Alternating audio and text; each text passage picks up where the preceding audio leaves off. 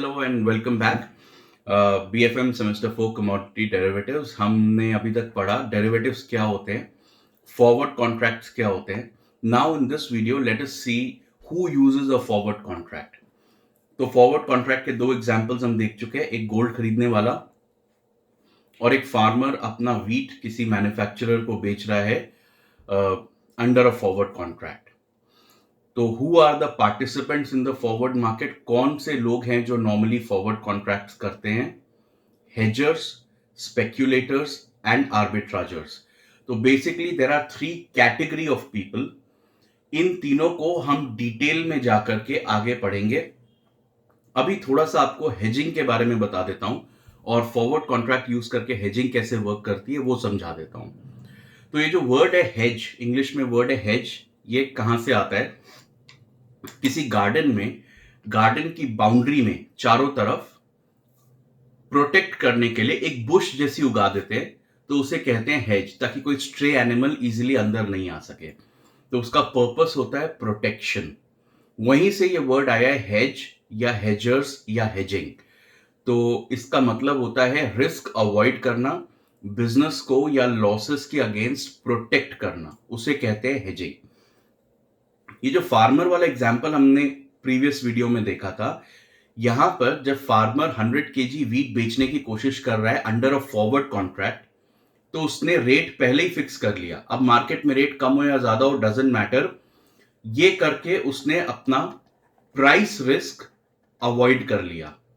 So to that extent business में risk या uncertainty कम हो गई, और this is an example of hedging. So let's look at what exactly is hedging.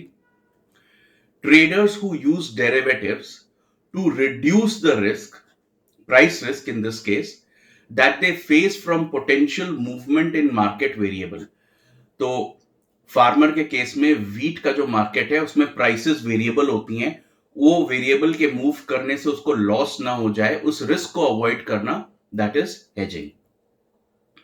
They want to avoid the risk, that is price risk, and the risk is taken over by speculators. अब ये वाला point जो है, once we understand hedgers, speculators and arbitragers in detail, तब clear होगा, वहां पे discuss करेंगे. अभी एक और एग्जांपल देखते हैं कि हेजिंग कैसे यूज होती है प्राइस रिस्क को अवॉइड करने के लिए. And this time the underlying will be a currency. तो ये इन्फोसिस है. इन्फोसिस आप जानते हैं बहुत बड़ी कंपनी है. Infosys is in the business of providing IT enabled services to clients. Most of the clients Infosys के बाहर है. तो let's say Infosys का अमेरिका में एक क्लाइंट है, हर महीने उससे कुछ पैसे आते हैं, Infosys सर्विस प्रोवाइड करता है, बदले में उसे रेवेन्यू मिलता है, और वो रेवेन्यू नॉर्मली जो कॉन्ट्रैक्ट होता है डॉलर्स में होता है. तो लेट्स से Infosys को इस महीने के एंड में इस क्लाइंट से $100 रिसीव करने हैं. अब इन्फोसिस का बिजनेस ऐसा है कि कमाई यानी रेवेन्यू तो डॉलर्स में है, लेकिन मोस्ट ऑफ द एम्प्लॉइज, क्योंकि ये सारा काम एम्प्लॉइज करते हैं, तो इन्फोसिस का एक बहुत बड़ा खर्चा है एम्प्लॉइज को सैलरी देना, उसके अलावा ऑफिस मेंटेन करना और बहुत तरह के खर्चे हैं. उसका मैक्सिमम एम्प्लॉय बेस इंडिया में है. एम्प्लॉइज को सैलरी या ऑफिस का मेंटेनेंस या और जो भी खर्चे हैं वो इंडिया में हो रहे हैं, तो वो ऑब्वियसली डॉलर्स में नहीं होता है, रुपी में होता है. एम्प्लॉइज को सैलरी भी रुपी में दी जाती है. तो जब इन्फोसिस को क्लाइंट से पैसे मिलते हैं डॉलर्स में, इन्फोसिस उन डॉलर्स को रुपीज में कन्वर्ट करता है और फिर एम्प्लॉइज की सैलरी और बाकी के खर्चे मीट करता है. अब इसमें एक प्रॉब्लम है. प्रॉब्लम यह है कि क्लाइंट डॉलर्स में देगा, हमें उसे कन्वर्ट करके रुपीज में बेचना है, लेकिन जब क्लाइंट देगा $100, उस दिन क्या एक्सचेंज रेट होगी ये हमें नहीं पता. एक्सचेंज रेट मार्केट में फ्लक्चुएट करती रहती है.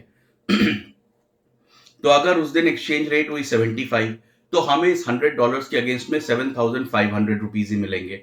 अगर उस दिन रेट हुई 80, तो 8,000 मिल जाएंगे.